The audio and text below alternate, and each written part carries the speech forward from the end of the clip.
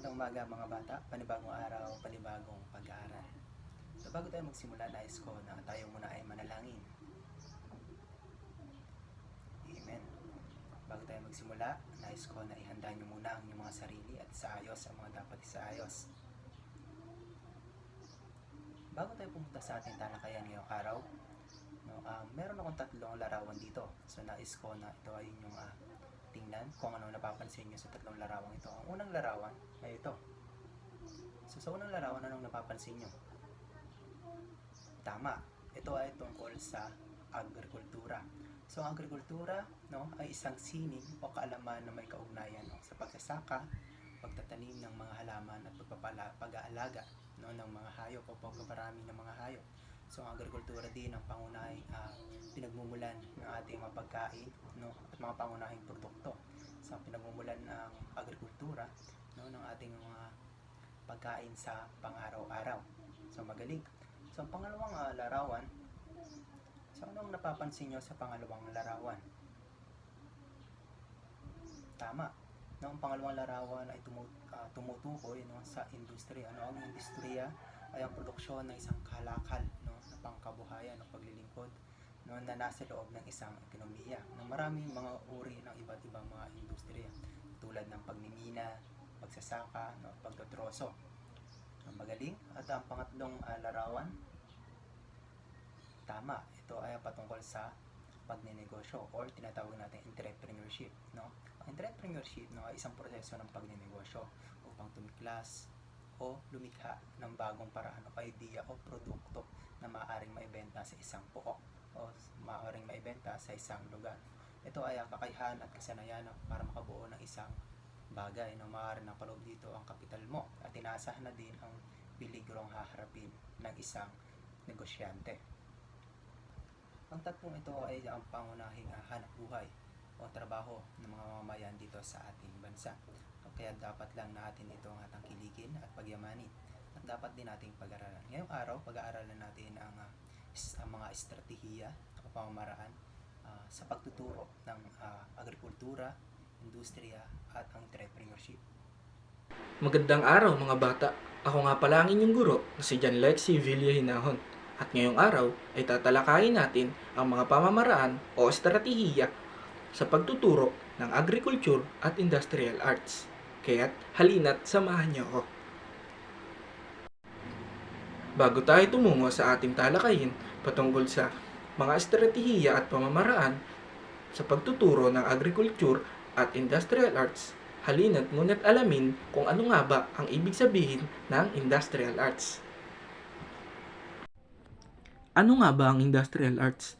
Ang industrial arts ay isang larangan ng edukasyon na nakatuon sa pag-aaral at pagsasanay ng mga praktikal na kasanayan sa paggawa at paglikha ng mga bagay, gamit at iba't ibang materyales katulad ng kahoy, metal at iba pa. Narito naman ang iba't ibang uri ng industrial arts.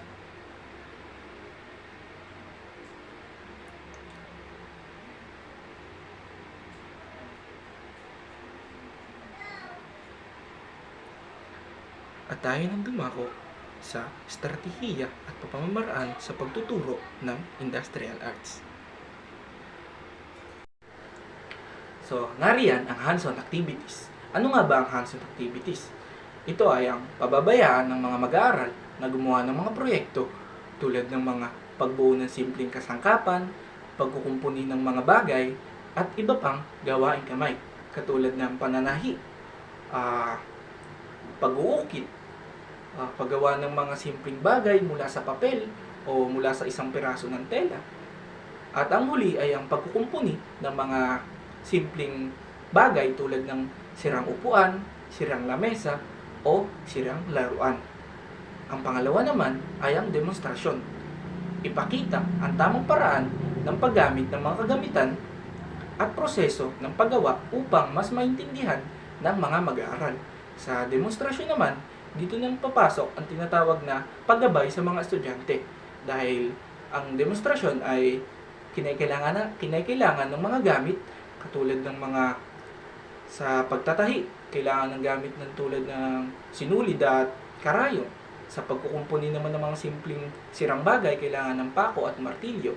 Kaya kailangan natin ng proseso at ang tamang wastong paggamit ng mga bagay na ito o ng mga kagamitan na ito upang maiwasan ang kapahamakan at makagawa ng maayos na resulta sa tamang oras. Ang huli naman ay ang collaborative learning. Hikayatin ang mga mag-aaral na magkaisa sa kanilang kagrupo upang matuto ng teamwork at mabahagian ng idea at kasanayan. Dito naman papasok sa collaborative learning ang mga group activity o group work. Dito, kaya ito ay isa sa mga estratehiya o mga pamamaraan sa pagturo ng industrial arts dahil tayo ay nagkakaroon ng magandang resulta o nakakabuo tayo ng magandang resulta sa isang proyekto o sa isang gawain pag tayo ay nagkakaisa at nagtutulungan dahil tayo ay nagbabahagian ng mga ideya at kasanayan sa isang bagay. Yun lamang. Bago tayo tumungo sa ating talakayan patungkol sa mga pamamaraan at estratehiya sa pagtuturo ng agriculture at industrial arts, halina't muna't alamin kung ano nga ba ang ibig sabihin ng agriculture. Ano nga ba ang agrikultura?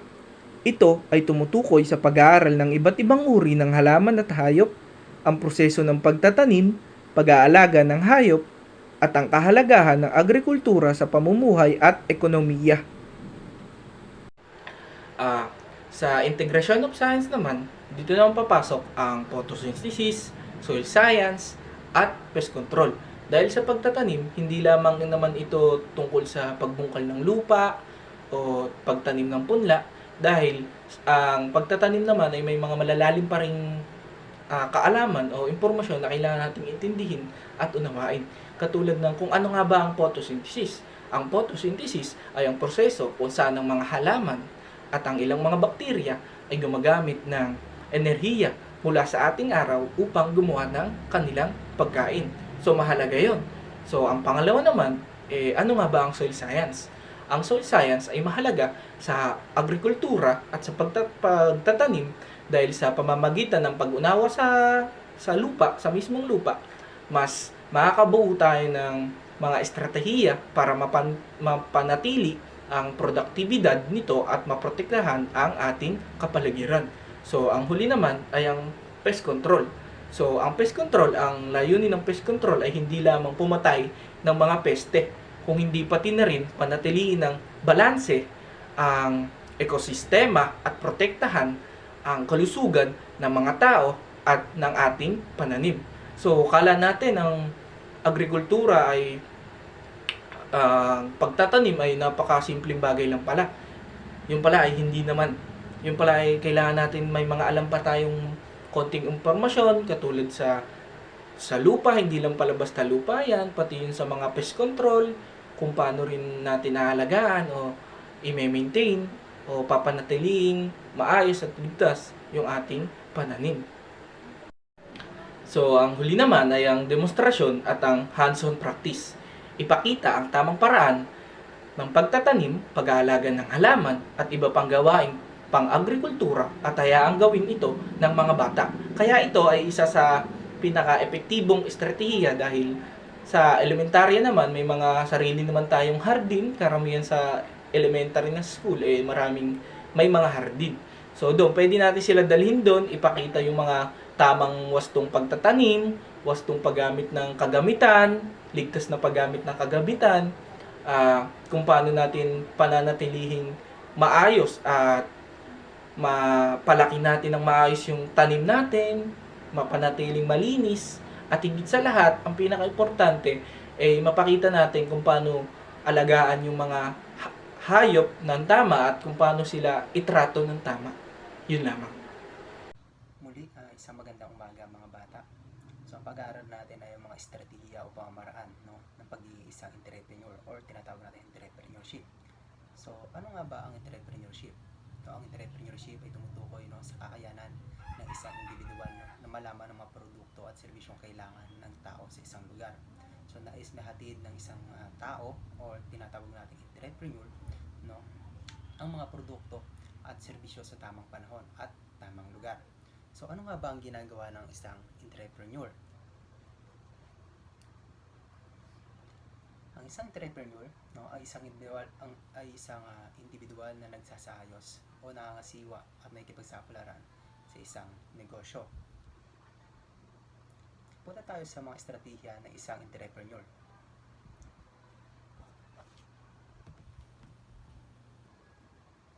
Mga estratehiya o pamamaraan ng isang entrepreneur o tinatawag natin entrepreneurship. No, ang una ay ang market research, no, pagsasagawa ng malalim na pagsisiyasat sa merkado upang maunawaan ang pangangailangan at kagustuhan ng mga mamimili. Halimbawa na lamang, no, sa isang lugar, no, bilang isang entrepreneur, dapat nating alamin kung ano ba ang pangangailangan ng isang mamamayan sa isang lugar. Halimbawa, dito sa naik, ang pangangailangan ng mga mamamayan dito ay ang mga pangunahing produkto katulad ng bigas, tubig, mga damit sa pang-araw-araw.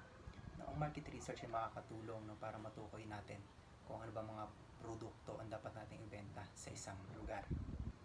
Pangalawa, business planning. Pag sinabi natin business planning, pinag-iisipan natin at pinagpaplanuhan natin mabuti yung itatayo nating isang negosyo or mga ibebenta nating produkto sa isang lugar.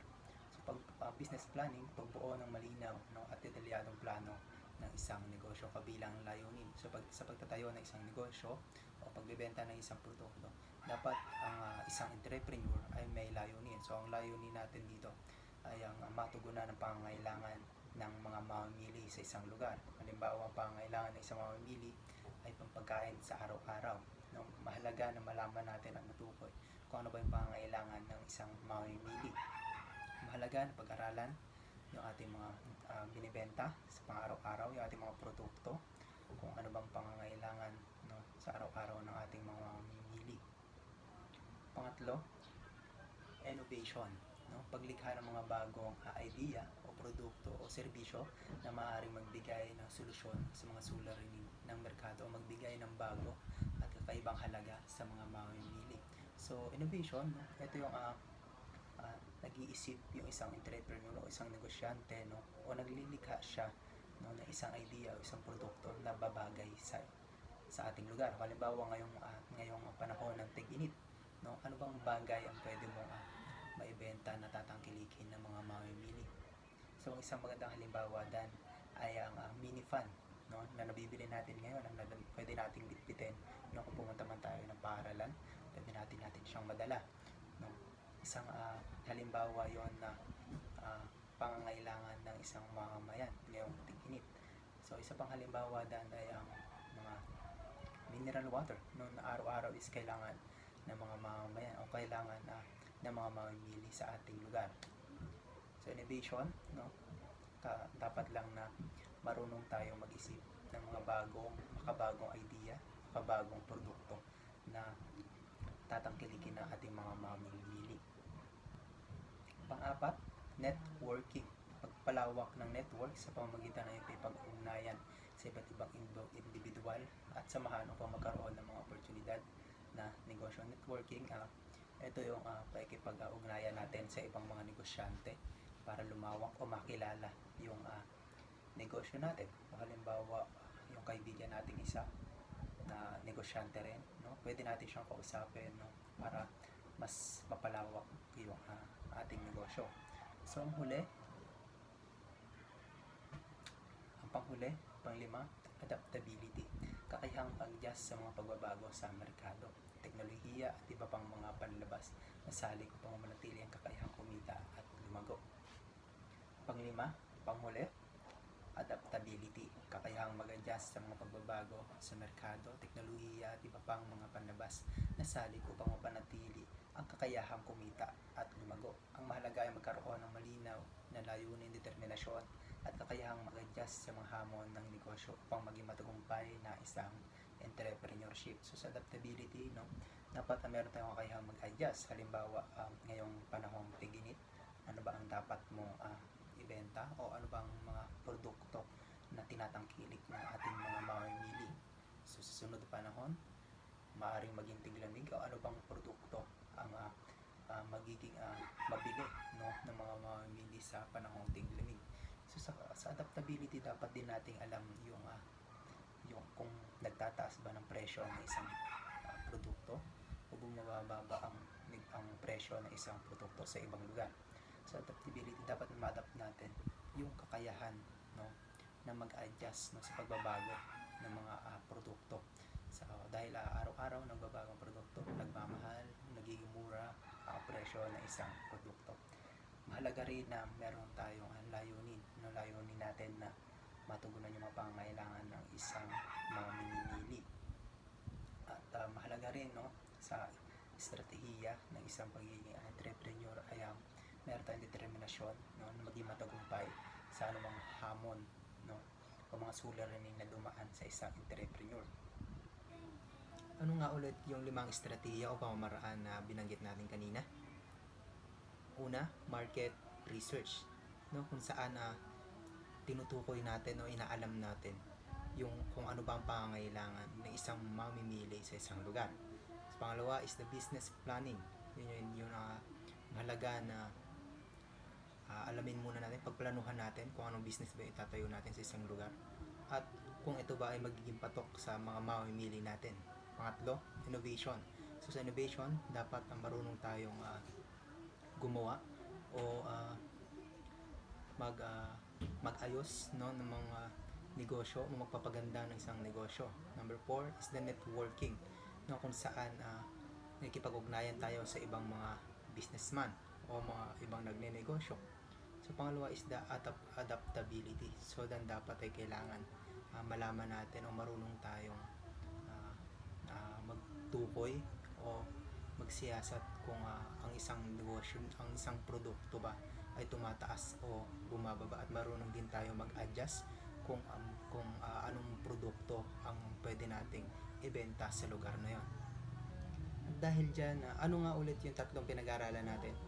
Ang estratehiyang pang-agrikultura, estratehiyang pang-industrial arts or pang-industriya, panghuli ay ang estratehiya o pamamaraan sa pagiging entrepreneur or entrepreneurship. At dahil dyan, meron tayong pang-isahang gawain. So basahin natin ang panuto. Isulat ang salitang tama kung wasto ang sinasaad ng pangungusap at mali naman kung hindi tama ang pangungusap. Sulat sa inyong sagutang papel.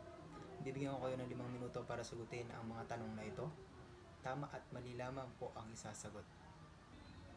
At tinangsagutan ang ating gawain. So number 1, isang sektor ng agrikultura sa nagbibigay ng malaking kontribusyon sa ating pambansang ekonomiya. Tama. Number 2, nagkaroon tayo ng mas maraming industriya at trabaho, kaya ang mga tao ay nangangailangan na rin ng mas maraming kagamitan na nakakatulong sa pagpapabilis ng kanilang mga gawain. Tama po. Number 3, kailangan maging produktibo ng ating sakahan upang makasabay, no, sa pangangailangan ng patuloy na lumulubong populasyon ng bansa. Tama. Number 4, isa sa mga suliranin ng sektor ng agrikultura ay ang kakulangan ng maayos na irigasyon. Tama. Panghuli, ang isang entrepreneur o negosyante ay laging gumagawa ng paraan upang mapagbigay ng mga bagong produkto. Pinapaganda ang mga produkto dati ng nagamit at binibigay ang mga kailangan at nais ng mga mamimili sa isang komunidad. Tama. At dito na natatapos ang ating pag-aaral. Muli, sa magandang umaga. Thank you. Goodbye.